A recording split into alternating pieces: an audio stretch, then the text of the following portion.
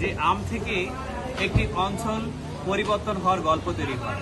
সেই আমটা হচ্ছে সাপাহার অঞ্চলের আম্রপলি আম। যে আমটা এই বরেন্দ্র অঞ্চলের পুরো প্রেক্ষাপট পরিবর্তন করে ফেলেছে। সাপাহারের আম্রপলি এখানকার ভৌগোলিকগত অবস্থানের কারণে, এর মাটির কারণে, এর আবহাওয়ার কারণে এই আম্রপলি আমকে অনন্য মাত্রায় নিয়ে চলে গিয়েছে।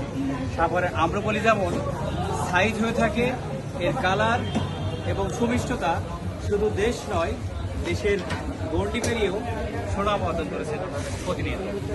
একটি আমের গল্প, যে আম কেন্দ্রিক এখানকার বাণিজ্য, এখানকার বিপণন সব কিছু কিন্তু দারুণ একটা প্রভাব তৈরি করেছে।